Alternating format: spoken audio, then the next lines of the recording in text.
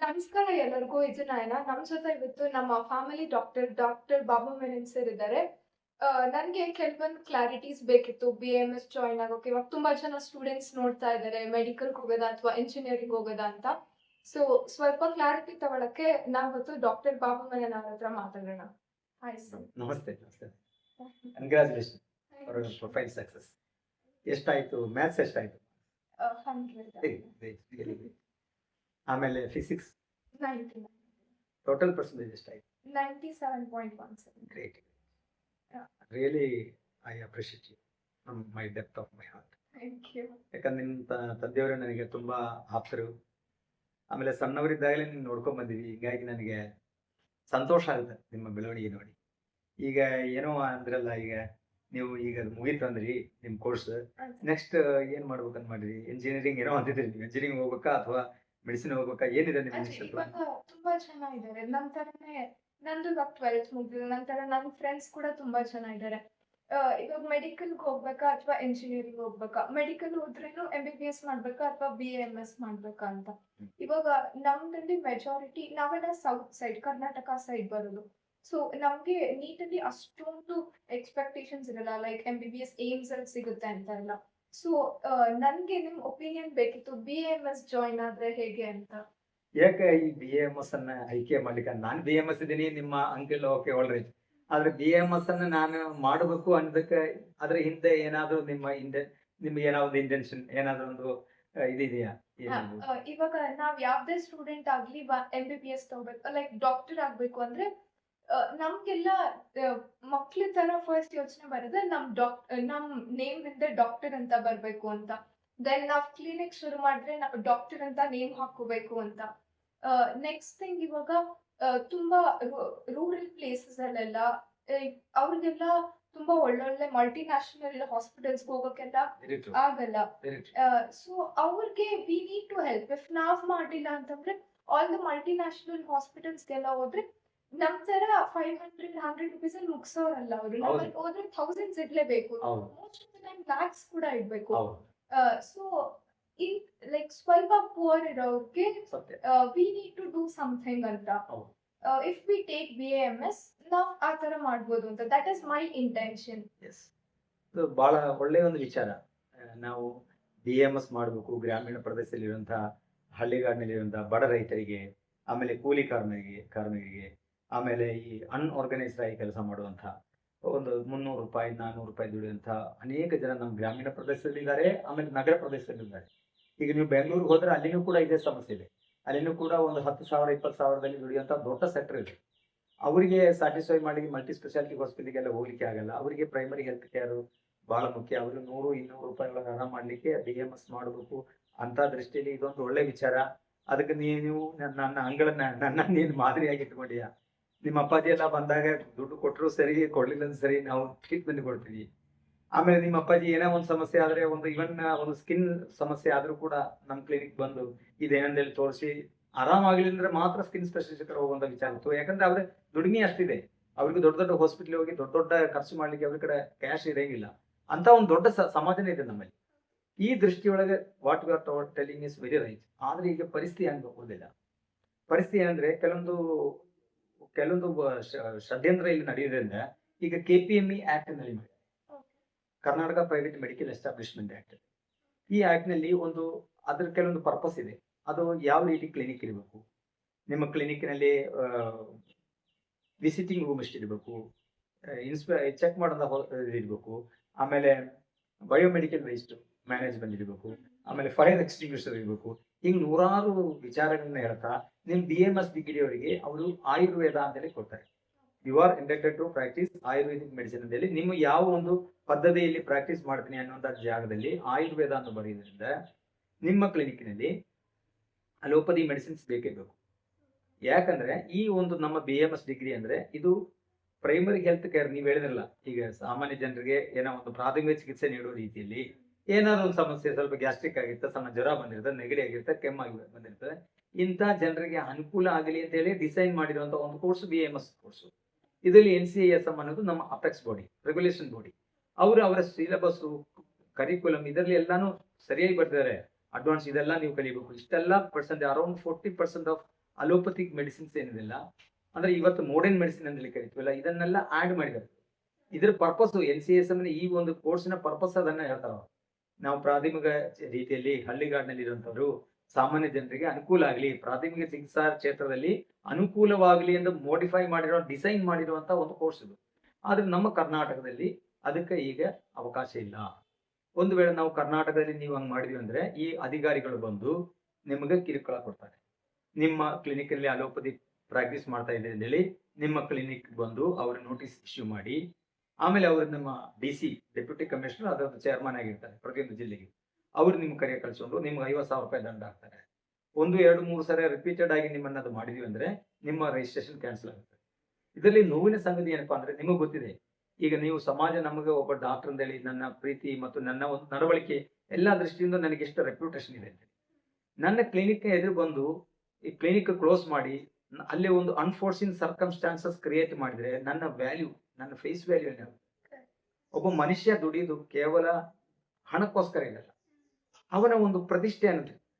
ಈ ಗ್ರಾಮೀಣ ಪ್ರದೇಶದಲ್ಲಿ ನಾನು ಇಷ್ಟೆಲ್ಲ ಕಷ್ಟಪಟ್ಟು ನಾನು ಇಷ್ಟೆಲ್ಲ ಒಂದು ಅನೇಕ ವರ್ಷಗಳ ಒಂದು ಶ್ರಮದಿಂದಾಗಿ ನನಗೊಂದು ಹೆಸರು ಬಂದಿರುತ್ತೆ. ನಾನು ಆಮೇಲೆ ಪ್ರತಿಯೊಬ್ಬರು ನಾವು ಇಷ್ಟು ಗೊತ್ತಿರುತ್ತೆ. ಇವರ ಎದುರಿಗೆ ನನ್ನ ಕ್ಲಿನಿಕ್ ಕ್ಲೋಸ್ ಮಾಡಿ ನನ್ನನ್ನು ಒಬ್ಬ ಅಪರಾಧಿ ಅಂತೇಳಿ ಬಿಂಬಿಸಿದರೆ ನನ್ನ ಸೆಲ್ಫ್ ಕಾನ್ಫಿಡೆನ್ಸ್ ಆಗುತ್ತೆ. ಆಮೇಲೆ ನಮಗೇನಾಗುತ್ತೆ, ಮತ್ತೆ ನಾನು ಕೋರ್ಟ್ಗೆ ಹೋಗಿ ಮತ್ತೆ ನನ್ನ ಕ್ಲಿನಿಕ್ ಓಪನ್ ಮಾಡ್ಲಿಕ್ಕೆ ಕೋರ್ಟ್ಗೆ ಹೋಗ್ಬೇಕಾಗುತ್ತೆ. ಈ ರೀತಿ ಇರುವುದರಿಂದ ಈಗ ಈ BAMS ಕೋರ್ಸ್ಗಳು ಮಾಡೋದಕ್ಕೆ ಬಹಳ ಎಚ್ಚರ ಇರಬೇಕು. ಮಾಡೋದಿದ್ರೆ ಕೇವಲ ಆಯುರ್ವೇದ ಚಿಕಿತ್ಸೆಯನ್ನು ಕೊಡುವಂತ ರೀತಿಯಲ್ಲಿ ಮಾಡೋದಾದ್ರೆ ನೀವು ಮಾಡ್ಬೋದು, ಓನ್ಲಿ ಆಯುರ್ವೇದಿಕ್. ಆದ್ರೆ ನೀವೇನಂದ್ರಲ್ಲ, ಈ ಬಡವರಿಗೆ ಹಳ್ಳಿಗಾಡ ಜನರಿಗೆ ಆಯುರ್ವೇದಿಕ್ ಬರಲ್ಲ, ಅದಕ್ಕೆಲ್ಲ ಕಾಸ್ಟ್ಲಿ ಟ್ರೀಟ್ಮೆಂಟ್, ಅರಿಷ್ಟ ಆಸಬುಗಳೆಲ್ಲನೂ 50 ರೂಪಾಯಿ ಒಳಗೆ ಬರಂಗಿಲ್ಲ. ಆಮೇಲೆ ಸ್ವಲ್ಪ ದಿವಸ ಲೆಂತಿ ಪ್ರೊಸೀಜರ್ ಇರುತ್ತೆ. ಈಗ ನಾವೇನ್ ಮಾಡ್ತೀವಿ, ಆಯುರ್ವೇದನ ಮಾಡ್ತೀವಿ. ಆಮೇಲೆ ಅಕ್ಯೂಟ್ ಕಂಡೀಷನ್ ಅಲ್ಲಿ ನಿಮ್ಗೆ ನೆಗಡಿ, ಕೆಮ್ಮು, ಶೀತ, ಜ್ವರ, ಮೈಕೈ ನೋವು ಬಂದಾಗ ನಾವು ಇಲ್ಲಿ ಮಾಡರ್ನ್ ಮೆಡಿಸಿನ್ ಕೊಡ್ತೀವಿ. ಇದೆರಡು ಮಿಕ್ಸ್ ಮಾಡಿ ಕೊಡುವಂತ ಒಂದು ಪದ್ಧತಿ ನಮ್ದು, ಇಂಟಿಗ್ರೇಟೆಡ್ ಮೆಡಿಸಿನ್. ಆದ್ರೆ ಅದಕ್ಕೆ ಇಲ್ಲಿ ಅವಕಾಶ ಕೊಡಲಾರದಂತ ರೀತಿಯಲ್ಲಿ ಒಂದು ದೃಷ್ಟಿಯಲ್ಲಿ ನಮಗೆ ಇಲ್ಲೇ ಶೋಷಣೆ ಮಾಡ್ತಾ ಇದ್ದಾರೆ. 100 ಜನರಿಗೆ ಅವರು ಆಲ್ರೆಡಿ ಸರ್ವ್ ಮಾಡಿದ್ದಾರೆ. ಅವರೆಲ್ಲನೂ ಹೋಗಿ ಮತ್ತೆ ಅವ್ರ ಕ್ಲಿನಿಕ್ ಬಂದ್ ಮಾಡಿದಕ್ಕೆ, ಕ್ಲಿನಿಕ್ ಓಪನ್ ಮಾಡೋ ಸಲುವಾಗಿ, ಆಮೇಲೆ ಅವ್ರಿಗೆ ಹಾಕಿದಂತ ದಂಡ ಕಾನೂನು ಬಾಹಿರ ಅಂತ ಹೇಳಿ ಪ್ರೂಫ್ ಮಾಡೋ ಸಲುವಾಗಿ ಕೋರ್ಟ್ಗೆ ನಡೆಯುತ್ತೆ. ಅಂಕಲ್, ನಾನು ಇದು ಕೂಡ ಕೇಳಿದ್ದೀನಿ, ತುಂಬಾ ಫೇಕ್ ಡಾಕ್ಟರ್ಸ್ಗೆ ಅವರು ಬ್ರೈಬ್ಸ್ ಎಲ್ಲ ಮಾಡ್ತಾ ಇದ್ದಾರೆ ಅಂತ. ಹಾಗಾದ್ರೆ ನಾವು ಫಸ್ಟ್ ಡಾಕ್ಟರಿಂಗ್ BAMS ಜಾಯಿನ್ ಆಗ್ಬೇಕು ಅಂದ್ರೆ ತುಂಬಾ ನೀಟಿಗೆ ಕೂಡ ತುಂಬಾ ಕಷ್ಟಪಟ್ಟು ಓದಿರ್ತೀವಿ. BAMS ಕೂಡ 5.5 ವರ್ಷ, ಯಾರು ಮಾಸ್ಟರ್ಸ್ ಮಾಡ್ತಾರೆ ಮತ್ತೆ ಅದ್ರ ಮೇಲೆ ಓದಿರ್ತೀವಿ. ನಮ್ಗೆಲ್ಲ ಪ್ರಿಯಾರಿಟಿ ಸಿಗ್ದೇನೆ ಸುಮ್ಮನೆ ಫೇಕ್ ನೇಮ್ ಇಟ್ಕೊಂಡಿರೋರ್ಗೆ ಈ ತರ ಬ್ರೈಬ್ 50,000 ಲ್ಯಾಕ್ಸ್ ಗಂಟ್ಲೆ ಕೊಡೋದು, ಇಟ್ ಇಸ್ ರಾಂಗ್ ಅಲ್ವಾ? ಇದು ಈ ಬ್ರೈಬ್ಸ್ ಏನಪ್ಪಾ ಅಂದ್ರೆ, ಈ ಎಲ್ಲ ನಮ್ಮ ರಾಜ್ಯದಲ್ಲಿ ಅಂದಾಜು 50,000 ಜನ ನಕಲಿ ವೈದ್ಯರಿದ್ದಾರೆ. ಅಂದ್ರೆ ನಿಮಗೆ BAMS ಅಂದ್ರೆ ಗೊತ್ತು, 5.5 ವರ್ಷ ಕೋರ್ಸು ಇದು ಅಂತ ಹೇಳಿ. ಆದ್ರೆ ನಮ್ಮ ರಾಜ್ಯದಲ್ಲಿ ಯಾವುದೇ ಕೋರ್ಸ್ ಮುಗಿಸಲಾರದಂತಹ ವೈದ್ಯರುಗಳು, ಆ ನಕಲಿ ವೈದ್ಯರುಗಳು, ಅವರೆಲ್ಲರೂ ಇವತ್ತು BAMS ಬರೀತಾ ಇದ್ದಾರೆ. ಹಿಂಗೆ ಆಕ್ಚುಲ್ BAMS ಯಾವುದು ಅಂತ ಗೊತ್ತಾಗಿಲ್ಲ. ಅಂದಾಜಾಗಿ ನಮ್ಮಲ್ಲಿ ಅಪ್ರಾಕ್ಸಿಮೇಟ್ಲಿ 50,000 ಜನ ಇದ್ದಾರೆ. ಇದೆಲ್ಲ ಏನದ ಇಲ್ಲಿ KPME ಆಕ್ಟ್, ಇದನ್ನು ಕೇವಲ BAMS ವೈದ್ಯರು ಅಲೋಪತಿ ಪ್ರಾಕ್ಟೀಸ್ ಮಾಡ್ತಾರೆ, ಈ ಅಲೋಪತಿ ಪ್ರಾಕ್ಟೀಸ್ ಮಾಡಿದ್ರೆ ನಕಲಿ ವೈದ್ಯರು ಅನ್ನುವಂತ ರೀತಿಯಲ್ಲಿ ಬಿಂಬಿಸಿ ಒಂದು ಈ ಒಂದು ಎಕೋ ಸಿಸ್ಟಮ್ ಏನಿದೆ, ನೀವು ಹೇಳಿದಿಲ್ಲ, ಈಗ ನಾವೇನಂದೀವಿ, ಈಗ ಪ್ರಾಥಮಿಕ ಚಿಕಿತ್ಸೆ ಕೊಡಬೇಕು ಬಡವರಿಗೆ, ಕಡಿಮೆ ಆಗಿಲ್ಲ ಅಂದ್ರೆ ಬಹಳ ಕಷ್ಟ ಇದ್ರೆ ಮಾತ್ರ ನಾವು ಮಲ್ಟಿ ಸ್ಪೆಷಾಲಿಟಿ ಹಾಸ್ಪಿಟಲ್ ಹೋಗ್ಬೇಕು ಅನ್ನೋಂತ ಒಂದು ಬಡವರಿಗೆ ಅನುಕೂಲ ಆಗುವಂತ ಒಂದು ಎಕೋ ಸಿಸ್ಟಮ್. ಇದು ನಮ್ಮ ಸಂಸ್ಕೃತಿಯ ಭಾಗ, ಇದು ನಮ್ಮ ಪರಂಪರೆಯ ಭಾಗ.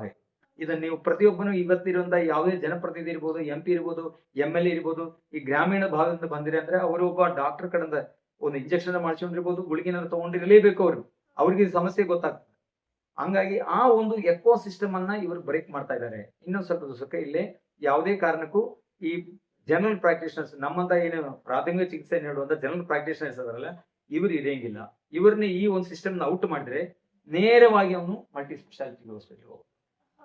ಆಮೇಲೆ ಈ ಬ್ರೈಬ್ ಅನ್ನೋದು ನಮ್ಮ ಜಗತ್ತು ಯಾವಾಗ ಇತಿಹಾಸ ಶುರುವಾಗಿದೆ, ಇತಿಹಾಸದಲ್ಲಿ ಬ್ರೈಬ್ ಇದೆ. ಈ KPME ಕೂಡ ತುಂಬಾ ಬ್ರೈಬ್ ಆಗಿರುವಂಥದ್ದು. ಹೆಂಗಂದ್ರೆ ಈ ಡಾಕ್ಟರ್ಗಳು ಏನಿದೆ, ನಾನು ಮೊನ್ನೆ ಕೊಪ್ಪಳಕ್ಕೆ ಒಂದು RTI ಹಾಕಿದೆ, ಕೊಪ್ಪಳ ಜಿಲ್ಲಾ ಆರೋಗ್ಯಾಧಿಕಾರಿಗಳಿಗೆ.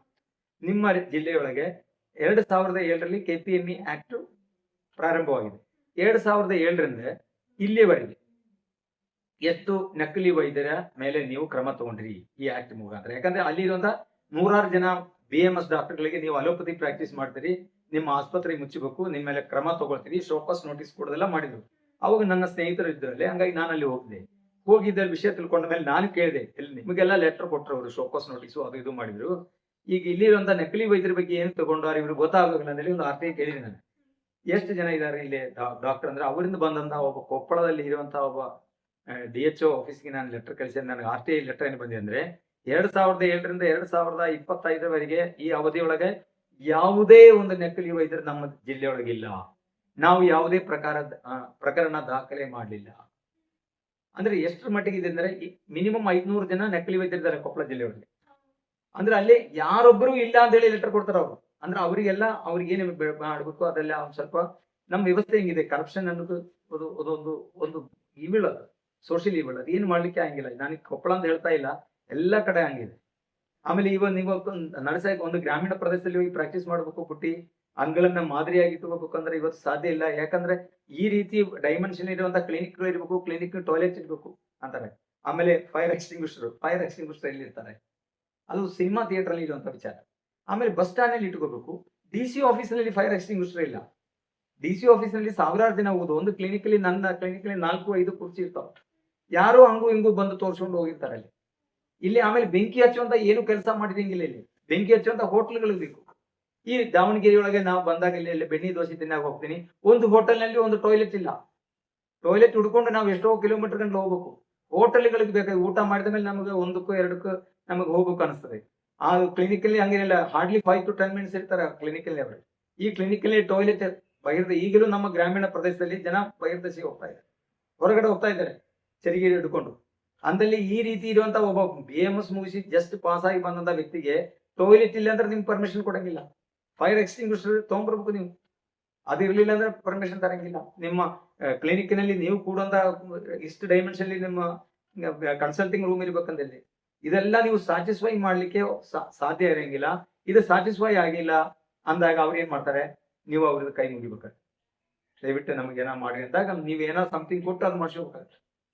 ಹಿಂಗಾಗಿ ಈ ವ್ಯವಸ್ಥೆ ಇಷ್ಟೆಲ್ಲ ಡಿಫಿಕಲ್ಟ್ ಮಾಡಿದ್ರೆ ಏದಕ್ಕೆ ಹೇಳ್ಬೇಕಂದ್ರೆ, ಒಬ್ಬ ಡಾಕ್ಟರ್ ಆಗಿ ಈಗ ಒಂದು ಕ್ಲಿನಿಕ್ ಹೋಗ್ತಾರೆ. ಆ ಕ್ಲಿನಿಕ್ ನಲ್ಲಿ ನೀವೇನ್ ನೋಡ್ತೀರಿ, KPME ರೂಲ್ಸ್ ಹೆಂಗಿದೆ ಅಂದ್ರೆ, ಎಲ್ಲರೂ ಪ್ರತಿಯೊಬ್ಬ ಖಾಸಗಿ ವೈದ್ಯನು KPME ಕಾನೂನುಗಳನ್ನ ಪಾಲನೆ ಮಾಡಬೇಕು. ಒಂದು ಕ್ಲಿನಿಕ್ಕಿನ ಬೋರ್ಡ್ ಮೇಲೆ ನೀವೇನ್ ಎಕ್ಸ್ಪೆಕ್ಟ್ ಮಾಡ್ತೀರಿ? ಡಾಕ್ಟರ್ ನೇಮ್ ಇರ್ಬೇಕು, ಮತ್ತೆ ಅವ್ರ ಟೈಮಿಂಗ್ಸ್ ಲೈಕ್ ಎಷ್ಟೊತ್ತಿಂದ ಎಷ್ಟೊತ್ತಿಗೆ ಅವೈಲಬಿಲಿಟಿ ಇರ್ಬೇಕು, ಆ ತರ ಎಲ್ಲ ಮೆನ್ಷನ್ ಆಗಿರ್ಬೇಕು. ಆದ್ರೆ ಈಗ KPME ಆಕ್ಟ್ ಪ್ರಕಾರ ಅದು ಒಂದು ಬೋರ್ಡ್ ಅಂದ್ರೆ ಒಂದು ಬಾರ್ ಅಂಡ್ ರೆಸ್ಟೋರೆಂಟ್ ಇದ್ದಂಗೆ ಆಗಿದೆ. ಬಾರ್ ಅಂಡ್ ರೆಸ್ಟೋರೆಂಟ್ ಬೋರ್ಡ್ ಹಾಕಂಗೆ ಮಾಲೀಕನ ಹೆಸರು ಹಾಕರಿ ಅಂತ. ಡಾಕ್ಟರ್ ಹೆಸರಿಗೆ ಅಲ್ಲಿ ಪ್ರಸಕ್ತಿ ಇಲ್ಲ. ಡಾಕ್ಟರ್ ಟೈಮಿಂಗ್ ಬಹಳ ಇಂಪಾರ್ಟೆಂಟ್. ಅಲ್ಲಿ ಬರುವಂತವ್ರು KPME ಅಧಿಕಾರಿ ಅಲ್ಲ, ಯಾರಿದ್ದಾರೆ ಅಲ್ಲಿ ಸ್ಟೇಕ್ ಹೋಲ್ಡರ್ಸ್ ಯಾರು? ಸಾಮಾನ್ಯ ಜನ ಮಾಲೀಕನ ತಗೊಂಡು ಏನ್ ಮಾಡ್ಬೇಕು?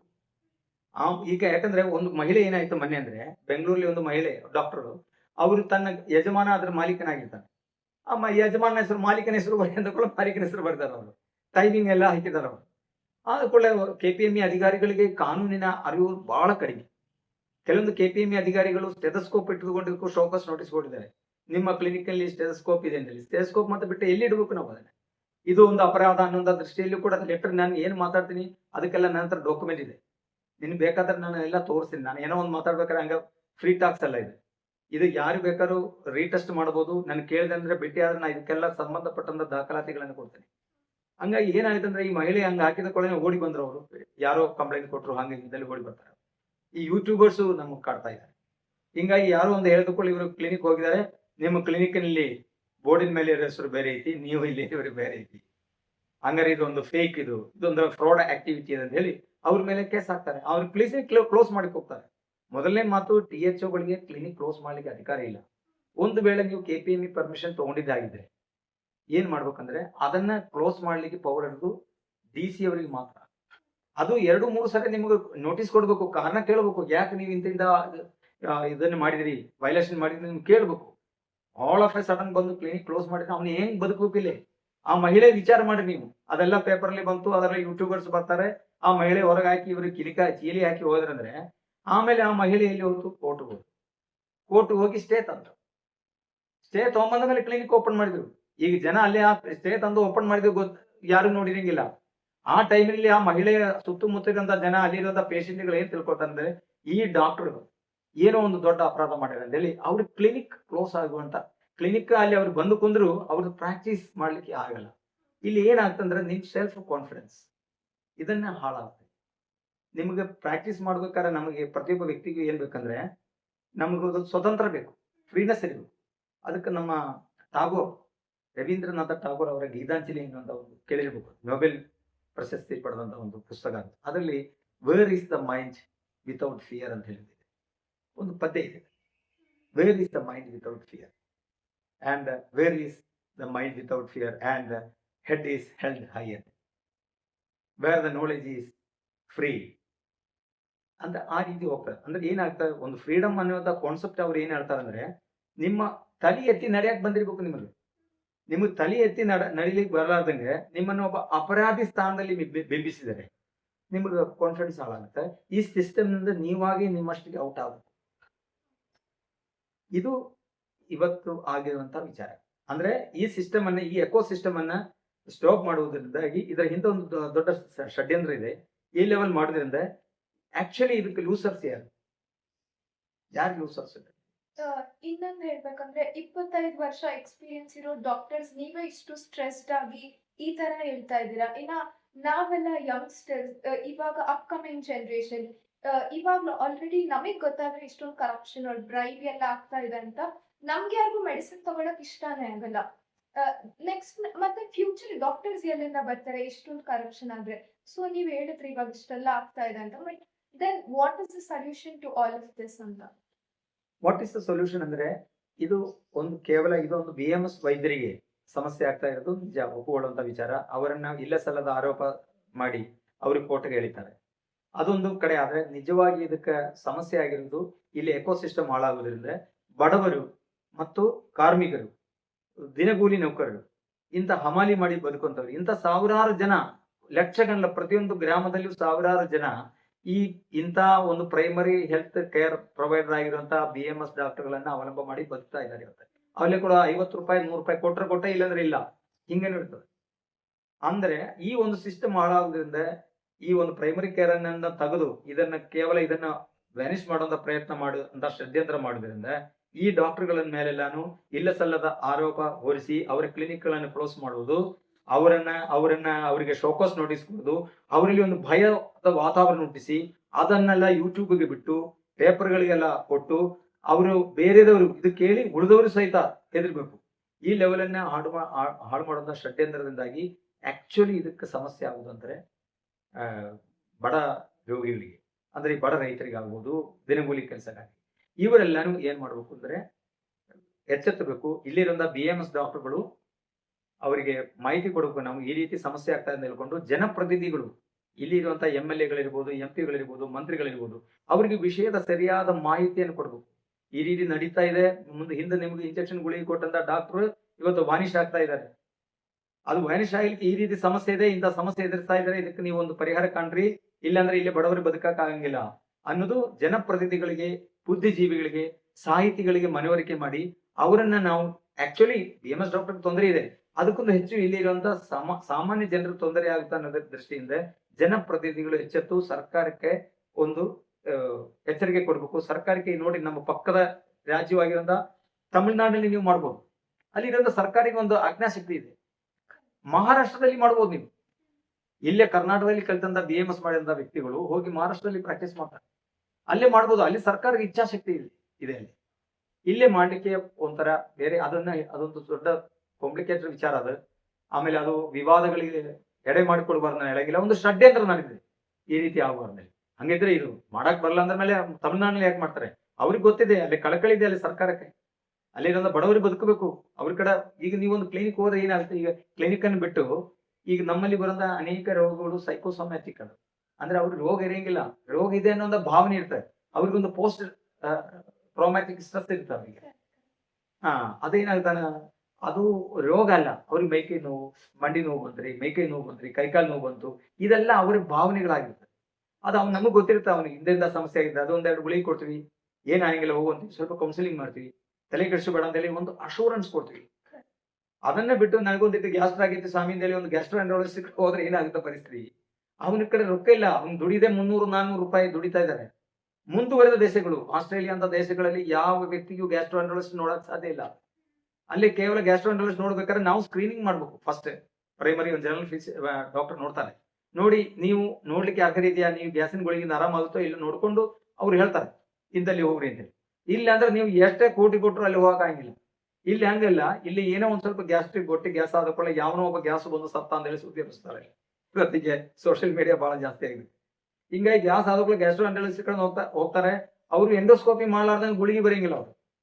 ನಾವು ಈ ಸ್ಟೆಥೋಸ್ಕೋಪ್ ನೋಡಿ ಅವಂದೆಲ್ಲ ಗೊತ್ತಿರ್ತದೆ, ಏನಾಗಿಲ್ಲ ನೋಡ್ಕೊಂಡು ನಾವು ಹೇಳ್ತೀವಿ, ನಾವು ಹೋಗಪ್ಪ 2 ಗುಳಿಗೆ ತಗೊಂಡ್ರೆ.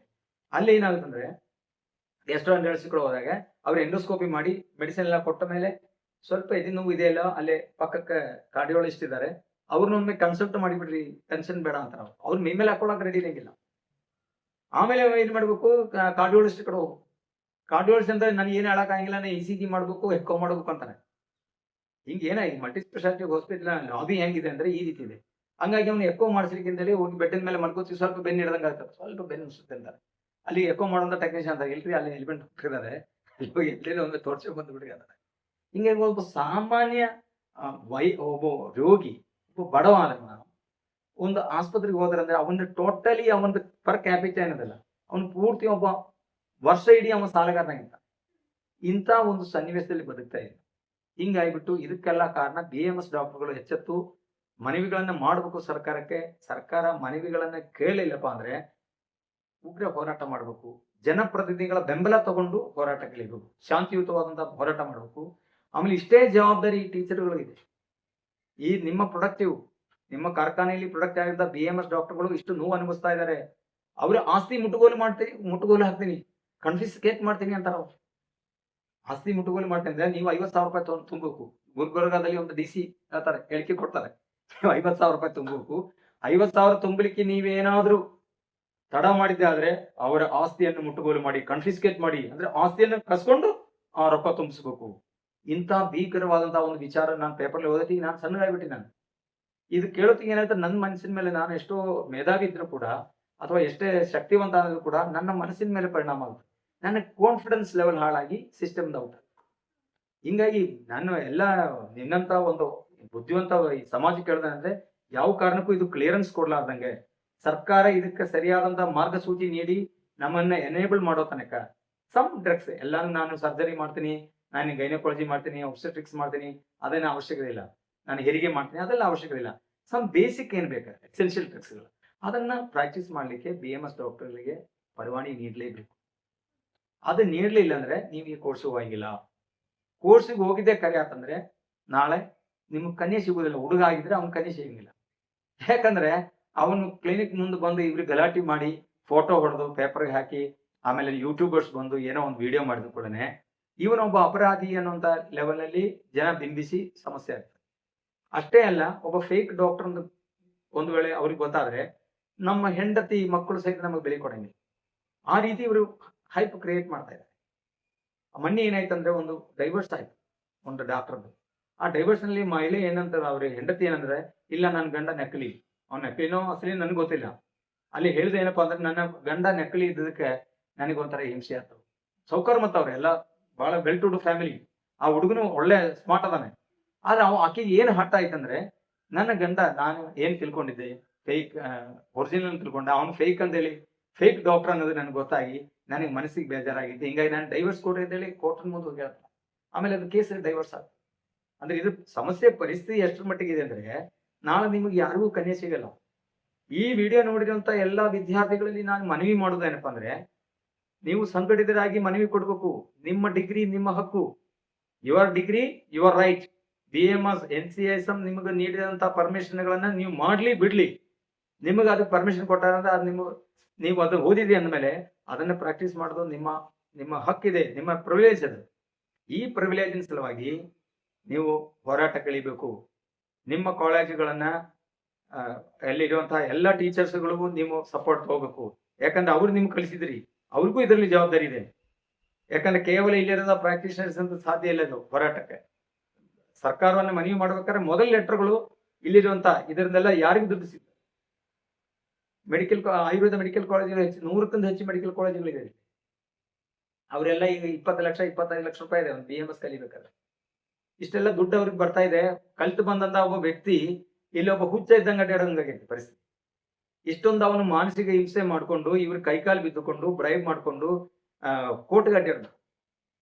ಇಂಥ ಒಂದು ಒಂದು ಒಂದು 3ನೇ ನಾಗರಿಕರನ್ನಾಗಿ ಮಾಡ್ತಾ ಇದ್ದಾರೆ. ಆಮೇಲೆ 100 ಜನ 100 ಮೆಡಿಕಲ್ ಕಾಲೇಜ್ ಅಂದ್ರೆ ಲೆಕ್ಕ ಹಾಕ್ರಿ. ಹೆಚ್ಚು ಕಡಿಮೆ 5ರಿಂದ 7,000 ಜನ ವಿದ್ಯಾರ್ಥಿಗಳು ಒಂದು ವರ್ಷ ಹೊರಗೆ ಬರ್ತಾ ಇದ್ದಾರೆ. ಅವ್ರನ್ನ ಅಕೊಮಡೇಟ್ ಮಾಡ್ಬೇಕು?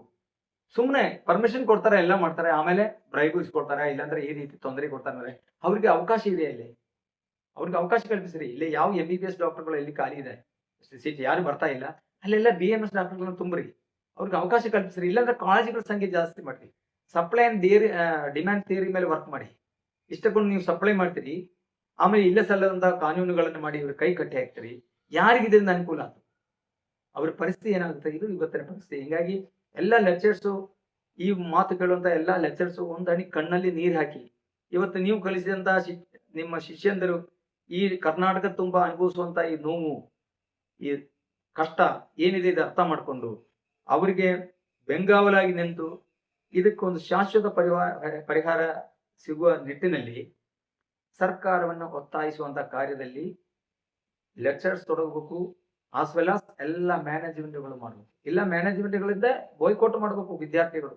ಇಂಥ ಹೇಳ್ದೊಂದು ಮಾಡೋದೊಂದಾಗುತ್ತೆ, ಅಲ್ಲೇ ಕಲಿಸೋದು, ಹೊರಗೆ ಬಂದ್ರೆ ಮಾಡಕ್ಕಾಗಿಲ್ಲ. ಇದು ಯಾ ನ್ಯಾಯ ಇದೆ? ಹಿಂಗಾಗಿ ಮತ್ತೆ ಇದು ಯಾವುದಂದ್ರೆ ಈ ಬಂದ್ ಮಾಡ್ಬಿಡ್ಬೇಕು. ಕಾಲೇಜುಗಳನ್ನು ಬಂದ್ ಮಾಡಿ ಈ ಕಾಲೇಜನ್ನ ಬಾಯ್ಕಾಟ್, ಇದಕ್ಕೊಂದು ಶಾಶ್ವತ ಪರಿಹಾರ ಸಿಗುವ ತನಕ ಈ ಕಾಲೇಜುಗಳನ್ನ ಬಾಯ್ಕಾಟ್ ಮಾಡಬೇಕು. ಅದಕ್ಕೆಲ್ಲ ಸಂಪೂರ್ಣ ಬೆಂಬಲ ಮ್ಯಾನೇಜ್ಮೆಂಟ್ ನೀಡಿ. ಯಾಕಂದ್ರೆ ನಿಮ್ಮಲ್ಲಿ ಕಲಿತು ನೀವು ಪೇಮೆಂಟ್ ಸಂಬಳ ಕೊಟ್ಟು ಬಂದಿರ್ತೀರಿ, ಇಷ್ಟೆಲ್ಲ ಕಷ್ಟಪಟ್ಟು ನೀವು ಅಂದ್ರೆ ಈಗ BMS ಮಾಡ್ಬೇಕು ಅಂದ್ರೆ. ಯಾಕಂದ್ರೆ ನೀಟಿಗೆ ಎಷ್ಟು ಕಾನ್ಸಂಟ್ರೇಷನ್ ಮಾಡಿದಂಗಿಲ್ಲ. ಯಾಕಂದ್ರೆ ನೀವು 98% ಮಾಡಿಬಿಟ್ರಿ, ಇಷ್ಟು ಪರ್ಸೆಂಟೇಜ್ ಮಾಡಿದ ವಜ್ಜಾಗಿರ್ತೈತಿ. ಮತ್ತೆ ನೀಟಿಗೆ 1-2 ವರ್ಷ ಮಾಡಕ್ಕಾಗಿಲ್ಲ. ಹಂಗಾಗಿ BMS ಮಾಡಿದ್ರೆ ಅಡ್ಡಿ ಇಲ್ಲ ಅಂದ್ರೆ BMS ಹೋಗ್ತಾರೆ. ನೀಟಿನಲ್ಲಿ ಸ್ಕೋರ್ ಕಡಿಮೆ ಇದೆ. ಅಲ್ಲಿ ಹೊರಗೆ ಬಂದ ಮೇಲೆ ಈ ರೀತಿ ಸಮಸ್ಯೆ ಇರೋದ್ರಿಂದ ಇದಕ್ಕೊಂದು ಶಾಶ್ವತ ಪರಿಹಾರ ಕಂಡುಕೊಳ್ಳುವ ಸಲುವಾಗಿ ಈ ಮ್ಯಾನೇಜ್ಮೆಂಟ್ನವರು, ಟೀಚಿಂಗ್ ಸ್ಟಾಫ್ಸ್ ಪ್ಲಸ್ ಫಿಸಿಷಿಯನ್ಸ್ ಇವರು 3 ಜನ ನಿಂದು ಸರ್ಕಾರಕ್ಕೆ ಒತ್ತಾಯ ಮಾಡಿ ಪರಿಹಾರ ಕಂಡುಕೊಳ್ಳಿಲ್ಲ ಅಂದ್ರೆ ಈ ಕೋರ್ಸ್ ಮಾಡಬಾರ್ದು. ಈ ಕೋರ್ಸ್ ಮಾಡೋದ್ರಿಂದ ಲೈಫ್ ಬಾದ್ ಅನ್ಲಿಕ್ಕೆ ಅಡ್ಡಿ. ಹಂಗಾಗಿ ಪಾಪಿ ನೀ ಯಾವ ಕಾರಣಕ್ಕೂ ಈಗಿನ ಪ್ರಸಂಗದಲ್ಲಿ, ಯಾಕಂದ್ರೆ ನಾನೇನು ಅನುಭವಿಸ್ತಾ ಇದೀನಿ ಆ ಕಷ್ಟ ನಿಮ್ಗೆ ಆಗ್ಬಾರ್ದು. ಹಿಂಗಾಗಿ ಈ ಕೋರ್ಸಿಗೆ ನೀವು ಹೋದ್ರಂದ್ರೆ ನೀವು ಓನ್ಲಿ ಆಯುರ್ವೇದ ಮಾಡ್ತೀನಿ ಹೋಗ್ಬೋದು. ಇಲ್ಲಾಂದ್ರೆ ಈಗ ಹೋದ್ರಂದ್ರೆ ನಿಮಗೆ ಮೆಂಟಲ್ ಹರಾಸ್. ಮತ್ತೆ ಇಷ್ಟೆಲ್ಲ ಪ್ರಾಬ್ಲಮ್ಸ್ ಇದೆ, ನೀವೇನಕ್ಕೆ ಕೋರ್ಟ್ಗೆ ಹೋಗ್ಬಾರ್ದು? ಕೋರ್ಟ್ಗೆ ಅಪ್ರೋಚ್ ಮಾಡಿದ್ರೆ ಏನಾದ್ರೂ ಲೈಕ್ ಗವರ್ಮೆಂಟ್ ನಿಮ್ಗೆ ಏನಾದ್ರೂ ಸೊಲ್ಯೂಷನ್ ಕೊಡ್ಬೋದಲ್ಲ? ಕೋರ್ಟ್ಗೆ ಹೋಗ್ಬೋದು. ಈ ಕೋರ್ಟ್ಗಳು ಏನಾಗಿದೆ ಅಂದ್ರೆ ಇವತ್ತು ನಾವೀಗ ಎಷ್ಟೋ ಜನ KPME ಅಧಿಕಾರಿಗಳು ಶೋಕಾಸ್ ನೋಟಿಸ್ ಕೊಟ್ಟು ನಿಮ್ಮ ಕ್ಲಿನಿಕ್ಗಳನ್ನು ಮುಚ್ಚಿರಿ ಅಂದಾಗೆ ಕೋರ್ಟಿಂದ ಸ್ಟೇ ತಂದಾರೆ. ಈ ಕೋರ್ಟ್ಗಳು ಏನಾಗಿದೆ ಅಂದ್ರೆ ನಮ್ಮ ದೇಶದಲ್ಲಿ ಹೆಚ್ಚು ಕಡಿಮೆ 5.5 ಕೋಟಿ ಕೇಸುಗಳಿದೆ. ಕೋರ್ಟ್ಗಳಲ್ಲಿ ಅಪ್ರಾಕ್ಸಿಮೇಟ್ಲಿ 5.5 ಕೋಟಿ ಕೇಸುಗಳಿದೆ. ಹಂಗಾಗಿ ಒಬ್ಬ 10 ಲಕ್ಷ ಜನರಿಗೆ ಕೇವಲ 15 ಜನ ಜಡ್ಜಸ್ ಇದ್ದಾರೆ. 10 ಲಕ್ಷ ಪಾಪ್ಯುಲೇಷನ್ಗೆ. ಆದರೆ ಮುಂದುವರೆದ ದೇಶಗಳಲ್ಲಿ 150 ಜನ ಜಡ್ಜಸ್ ಇದ್ದಾರೆ. ಹಿಂಗಾಗಿ ಕೋರ್ಟ್ಗೆ ಹೋದ್ರೆ ಒಂದು ಶಾಸ್ತ್ರ ಇದೆ, ಕೋರ್ಟ್ಲಿ ಗದ್ದವ ಸೋತವ ಸತ್ತ ಅಂದೇಳಿ. ಇದು ಸುಳ್ಳಲ್ಲ ಇದು. ಯಾಕಂದ್ರೆ ಇಲ್ಲ ಟೆಕ್ನಿಕಲಿ ಇಷ್ಟೊಂದು ಕೇಸ್ 5.5 ಕೋಟಿ ಕೇಸ್ ಬಿದ್ದಿದೆ ಇಲ್ಲಿ. ಮೊನ್ನೆ ಒಂದು ಪ್ರಕರಣ ನೀವು ಓದಿರ್ಬೋದು. ಸೋಪಾನ್ ಗಾಯಕ್ವಾಡ್ ಅಂತ ಹೇಳಿ, ಅವನು ಮುಂಬೈ ಒಳಗೆ ಒಂದು ಜಾಗ ತಗೊಂಡಿದ್ದ. 1968ರಲ್ಲಿ ಅವನ ಜಾಗದ ಮೇಲೆ ಕೇಸ್ ಆಗುತ್ತೆ. ಯಾಕಂದ್ರೆ ಅವನೇನ್ ಮಾಡ್ತಂದ್ರೆ ಅದು ಮೊಟ್ಟಗೇಜ್ ಆಗಿರ್ತ ಅವನು ತಗೊಂಡ ಜಾಗ. ಹಂಗಾಗಿ 1968ರಲ್ಲಿ ಅವನಿಗೆ 55 ವಯಸ್ಸಿದ್ದಾಗನೋ 55 ವಯಸ್ಸಿದ್ದಾಗ ಅವನು ಕೋರ್ಟ್ ಕೇಸ್ ಹಾಕಿ ಬಿಡ್ತಾನೆ. ಇಲ್ರಿ ನಾನು ತಗೊಂಡಿನಿ, ನಂದು ರಿಜಿಸ್ಟ್ರೇಷನ್ ಆಗಿರ್ಲಿಲ್ಲ. ಅದ್ರ ಮೊಟ್ಟಗೇಜ್ ಇದಕ್ಕೆ ಫಸ್ಟ್ ಟ್ರಯಲ್ ಕೋರ್ಟ್ ನಲ್ಲಿ ನಡೀತದೆ. ಟ್ರಯಲ್ ಕೋರ್ಟ್ ನಲ್ಲಿ ನಡೆದು ಆ ಕೇಸ್ ಸುಪ್ರೀಂ ಕೋರ್ಟ್ ಹೋಗುತ್ತೆ. ಸುಪ್ರೀಂ ಕೋರ್ಟ್ 2021ರಲ್ಲಿ ಸುಪ್ರೀಂ ಕೋರ್ಟ್ ನಲ್ಲಿ ಕೇಸ್ ಅಡ್ಮಿಷನ್ ಆಗುತ್ತೆ. ಅವಾಗ ಅವನಿಗೆ ವಯಸ್ಸಷ್ಟು 108 ವಯಸ್ಸು. ಸೋಪಾನ್ ಗಾಯಕ್ವಾಡ್ 108 ವಯಸ್ಸಿಗೆ ಕೋರ್ಟ್ಗೆ ಹೋಗಿ ಹೇಳ್ತಾರೆ. ಆಮೇಲೆ ನೆಕ್ಸ್ಟ್ ಕೇಸ್ ಫೈಲ್ ತಗೊಳ್ತಾರೆ. ಫೈಲ್ ತಗೊಂಡ ಮೇಲೆ ಎಲ್ಲಿ ಅದ್ರ ನಿಮ್ ಕಕ್ಷಿದಾರ ಅಂತ ಕೇಳ್ತಾನೆ ಸುಪ್ರೀಂ ಕೋರ್ಟ್. ಅವಾಗ ಏನಾಗುತ್ತೆ, ಇಲ್ಲ ಸ್ವಾಮಿ ಅವ್ನು ಸತ್ತು ಹೋದ. ಯಾವಾಗ ಕೇಸ್ ಫೈಲಿಗೆ ಆಗುತ್ತೆ ಕಾಂಟ್ರಡಿಕ್ಟರಿ ಆ ಒಂದು ಕುತೂಹಲ ಅಂದ್ರೆ ಅವತ್ತೊಂದು ದಿವಸನೇ ಅವನು ಸತ್ತು ಹೋಗ್ಬಿಡ್ತಾನೆ. ಇದು ನಮ್ಮಲ್ಲಿ ಇರುವಂತ ವ್ಯವಸ್ಥೆ. ಯಾಕಂದ್ರೆ ಇಲ್ಲೇ ಏನಂದ್ರೆ ನೀವು ಏನಂದ್ರೆ ಇಲ್ಲ, ಈಗ ಗ್ಯಾಸ್ಟ್ರೋಎಂಟ್ರಾಲಜಿ, ಗೈನಕಾಲಜಿ, ಆಮೇಲೆ ಪೀಡಿಯಾಟ್ರಿ ಅನ್ನೋಂಗೆ ಕೋರ್ಟ್ ನಲ್ಲಿ ಇಲ್ಲ. ಆ ಸ್ಪೆಸಿಫಿಕ್ ಆಗಿ ಆ ಕೇಸನ್ನು ಕಲ್ತಿರುವಂತ ಅದ್ರ ಬಗ್ಗೆನೇ ಮಾಹಿತಿ ಇರುವಂತ ಜಡ್ಜ್ಗಳಿದ್ರೆ ಸ್ಪೀಡ್ ಫಾಸ್ಟ್ ಟ್ರ್ಯಾಕ್ ಆಗುತ್ತದೆ. ಈ KPME ಕೇಸುಗಳನ್ನು ಬಂದಾಗ ನಾವು ಪಬ್ಲಿಕ್ ಪ್ರಾಸಿಕ್ಯೂಟರ್ ಅಂತ ಹೇಳ್ತಾನೆ, ಈ ಜಡ್ಜಿಗೆ ಅದು ಗೊತ್ತಿರಂಗಿಲ್ಲ. ಜಡ್ಜಿಗಳನ್ನು ನಾನು ಟೀಕೆ ಮಾಡ್ತಾ ಇಲ್ಲ. ಜಡ್ಜಿಗಳಿಗೆ ಯಾಕಂದ್ರೆ ಎಲ್ಲಾ ಕಾನೂನು ಅವ್ರಿಗೆ ಹೆಂಗ್ ಗೊತ್ತಿರುತ್ತೆ, ಅವ್ರಿಗೆ ಓದ್ಕೋಬೇಕು. ಎಲ್ಲ ಈ ವಿಷಯ ಗೊತ್ತಿರ್ಬೇಕು ಜಡ್ಜಿಗೆ. ಇಲ್ಲಿ ಗೈನಕಾಲಜಿ ಅಂದ್ರೆ ಗೈನಕಾಲಜಿ ಮಾತ್ರ ನೋಡ್ರಿ ಸಾಕು. ಕ್ರಿಮಿನಲ್ ಕೇಸುಗಳು ನೋಡ್ಲಿಕ್ಕೆ ಒಂದು ಜಡ್ಜ್ ಇದ್ದಾರೆ. KPME ನೋಡ್ಲಿಕ್ಕೆ ಒಂದು ಜಡ್ಜ್ ಇದ್ರೆ ಅವರು ಒಂದು 4-5 ಕೇಸ್ ಬಂದಾಗ ಅದರ ಸ್ವಭಾವ ಇರುವಿಕೆ ಗೊತ್ತಾಗುತ್ತೆ ಅವ್ರಿಗೆ. ಇಮಿಡಿಯೇಟ್ ಆಗಿ ಸಾರ್ಟ್ ಔಟ್ ಮಾಡ್ಬೋದು. ಇದನ್ನು ಆಮೇಲೆ ಡಿಫೆನ್ಸ್ ಲಾಯರ್ ಮತ್ತೊಂದು ಹೇಳ್ತಾನೆ. ಇದೆರಡು ಕನ್ಫ್ಯೂಷನ್ ಆದಾಗ ಮುಂದಕ್ಕೆ ದೂಡಿಬಿಡ್ತಾರೆ. ಹಿಂಗಾಗಿ 4, 5, 10 ವರ್ಷ ಈ ವ್ಯಕ್ತಿ ಹೋರಾಟಕ್ಕೆ ನಾವು ಅದು ಗಾಳಿಪಟ ಇದ್ದಂಗೆ ಕೇಸ್ ಏನಾಗ್ತಾ ಇಲ್ಲ. Law is in liquid state. ಅದೇನಾಗುತ್ತೆ ಹೇಳಕ್ಕಾಗಿಲ್ಲ. ಆ ಕಡೆ ಹೋಗ್ತಾ ಈ ಕಡೆ ಯಾವ ಪಾತ್ರದೊಳಗೆ ನೀವು ಹೆಂಗ್ ಇಟ್ಟಿರ್ತೀರಿ ಆ ಒಂದು ರೂಪವನ್ನು ತಾಳುವಂತ ರೀತಿ ಇದೆ. ಹಂಗಾಗಿ ಇವ್ರು ಏನು ಬಿಲ್ಡಪ್ ಮಾಡ್ತಾರೆ, ಒಂದು ವೇಳೆ ನಿಮ್ಮ ಅಡ್ವೊಕೇಟ್ ಒಂದು ವೇಳೆ ಸರಿಯಾಗಿ ಅಲ್ಲೇ ಕನ್ವಿನ್ಸ್ ಆಗ್ಲಿಲ್ಲ ಅಂದ್ರೆ ನಿಮ್ ವಿರುದ್ಧನ ಆಗ್ಬೋದು. ಅದೊಂದು 10 ವರ್ಷ ನಡೀತಂದ್ರೆ ಈ 10 ವರ್ಷನೂ ಈ BMS ಡಾಕ್ಟರ್ ಕುಟು ಮಾಡ್ಕೊಂಡು ಏನಾಗುತ್ತೋ ಏನಿಲ್ಲೋ, ಏನಾರು ಇದೆಲ್ಲ ಬೇಡ ಬೇಡಪ್ಪ, ಏನಾರು ಇಲ್ಲೇ ಏನಾರು ಕೊಟ್ಟು ಅಧಿಕಾರಿಗಳಿಗೆ ಏನಾರು ಕೊಟ್ಟು ಮುಗಿಸೋಣ ಅನ್ನೋದು. ಯಾಕಂದ್ರೆ ಈ ಕೋರ್ಟ್ಗೆ ಹೋದ್ರೆ ಇಲ್ಲಿ ವ್ಯವಸ್ಥೆ ಹೆಂಗಿರೋದ್ರಿಂದ ಹಿಂಗಾಗಿ ಕೋರ್ಟ್ಗೆ ಹೋಗೋದು ತಪ್ಪಲ್ಲ. ಕೋರ್ಟಲ್ಲಿ ಹೋದ್ರೆ ಪರಿಹಾರ ಸಿಗುತ್ತೆ ಅಂತೇಳಿ ನನಗೇನು ಭರವಸೆ. ಡಾಕ್ಟರಿಂಗ್ ಓದ್ಬೇಕಾದ್ರೆ ಇಷ್ಟೊಂದು ಪ್ರಾಬ್ಲಮ್ಸ್ ಬರುತ್ತೆ ಅಂತ ಗೊತ್ತಿದ್ದಿಲ್ಲ. ಟೆಕ್ ಫೀಲ್ಡ್ ಅಲ್ಲಿ ನಮಗೆ ಗೊತ್ತಿತ್ತು ತುಂಬಾ ಕೆಲಸಗಳು ಸಿಗ್ತಾ ಇಲ್ಲ, ಆ ತರ ಎಲ್ಲ ಆಗುತ್ತೆ ಅಂತ. ಬಟ್ ಮೆಡಿಸಿನ್ ಅಲ್ಲೂ ಕೂಡ ಇಷ್ಟೊಂದು ಸ್ಟ್ರೆಸ್ ಅಥವಾ ಇಷ್ಟೊಂದು ಪ್ರಾಬ್ಲಮ್ಸ್ ಇದೆ ಅಂತ ನಂಗೆ ಗೊತ್ತಿದ್ದಿಲ್ಲ. But it is very sad that government ಇಷ್ಟು ನಮ್ಗೆ ಡಾಕ್ಟರ್ಸ್ಗೆ who are willing to help the poor people ಅವ್ರಿಗೇನೆ ಗವರ್ಮೆಂಟ್ ಹರಾಸ್ ಮಾಡ್ತಾ ಇದೆ. It is very sad to know that. But may be ಈ ವಿಡಿಯೋ ನೋಡ್ತಿರೋ ಎಲ್ಲರೂ ತುಂಬಾ ಸೋಷಿಯಲ್ ಅವೇರ್ನೆಸ್ ಕ್ರಿಯೇಟ್ ಮಾಡಿದ್ರೆ, ತುಂಬಾ ಜನಕ್ಕೆ ಈ ವಿಷಯ ಗೊತ್ತಾದ್ರೆ, ಇವಾಗ ಪ್ರೆಸೆಂಟ್ಲಿ ಇರೋ BMS ಡಾಕ್ಟರ್ಸ್ ಆಗ್ಲಿ ಅಥವಾ ಮುಂದೆ ನಮ್ಮ ತರ ಫ್ಯೂಚರ್ BMS ಡಾಕ್ಟರ್ಸ್ಗೆ ಈ ತರ ಎಲ್ಲ ಗೊತ್ತಾದ್ರೆ ಮೇ ಬಿ ಗವರ್ಮೆಂಟ್ ಏನಾದ್ರೂ ಮಾಡಬಹುದು ಅಂತ ಅನ್ಕೋತೀನಿ. ಸೊ ಆದಷ್ಟು ಈ ವಿಡಿಯೋನ ಶೇರ್ ಮಾಡಿ ತುಂಬಾ ಜನಕ್ಕೆ ಅವೇರ್ನೆಸ್ ಮೂಡ್ಲಿ. ನಿಮ್ ಹೋರಾಟಕ್ಕೆ ನೀವಾಗ ಏನ್ ಮಾಡ್ತಿದ್ರ, ನಿಮ್ಗೆ ಎಷ್ಟೆಲ್ಲ ಪ್ರಾಬ್ಲಮ್ಸ್ ಆಗ್ತಾ ಇದೆ, ಇದೆಲ್ಲದಕ್ಕೂ ನಿಮ್ ಹೋರಾಟದಲ್ಲಿ ನನ್ ಕೈ ಜೋಡ್ಕೆ ಯಾವಾಗ್ಲೂ ಇರುತ್ತೆ. ತುಂಬಾ ಧನ್ಯವಾದ. ನೋಡಿ, ನಮ್ಮ ಡಾಕ್ಟರ್ಗಳು ಹೇಳ್ಬೇಕಾಯ್ತು ಇದನ್ನ, ನಾನು ಕೈ ಜೋಡಿಸ್ತೀನಿ ಅಂತ ಹೇಳಿ. ಅವರೆಲ್ಲ ಇವತ್ತು ಕಷ್ಟದಲ್ಲಿದ್ದಾರೆ.